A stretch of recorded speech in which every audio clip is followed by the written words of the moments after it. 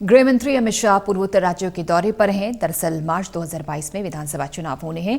BJP यहां पूर्ण बहुमत की सरकार बनाना चाहती है, इसलिए बीजेपी अभी से वहां एक्टिव है और अपने सभी दिग्गजों को मैदान में उतार रही है।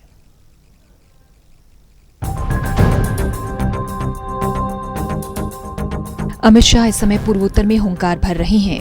पूरे लाव लश्कर के साथ सियासी जमीन मजबूत करने में जुटे हुए हैं।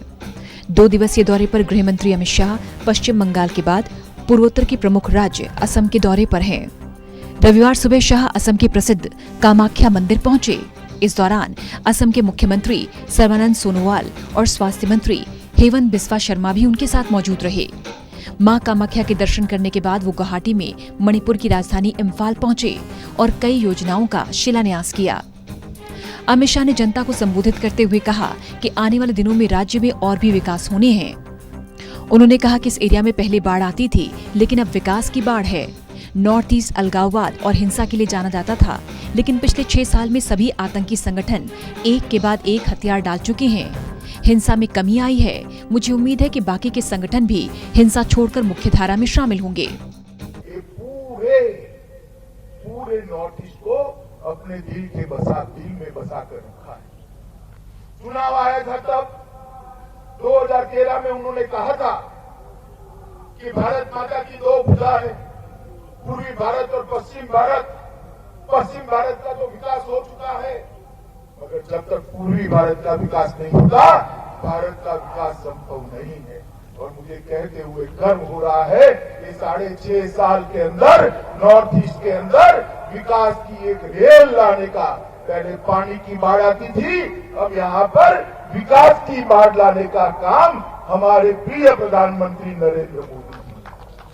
नॉर्थ ईस्ट तो अलगाववाद के लिए जाना जाता था, अलग अलग हथियारी ग्रुप की हिंसाओं के लिए जाना जाता था। आप पीछे मुड़ कर 6 साल देखिए, एक के बाद एक सारे हथियारी ग्रुपों ने अपने हथियार डाले।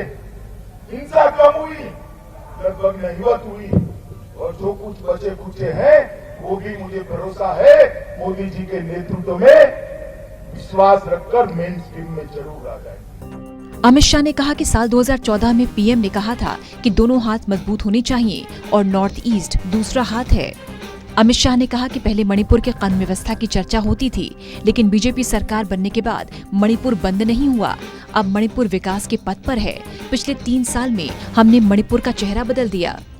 अभी तो देखिए 3 साल के अंदर हमने वादा किया था, मोदी जी कहकर गए थे कि मणिपुर बंद हो जाता है, ब्लॉकेज कर देते हैं। राजनीतिक कारणों से चुनाव के वक्त भी कांग्रेस पार्टी ने किया था। ना गैस मिलता है, ना केरोसिन मिलता है, ना बच्चों को ब्रेड मिलती थी।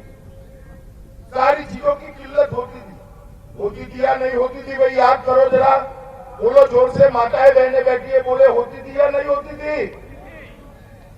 आज 3 साल हुए, एक भी बार बंद नहीं हुआ है। वही बताता है कि भारतीय जनता पार्टी का जहां शासन आता है वो लोगों के विकास।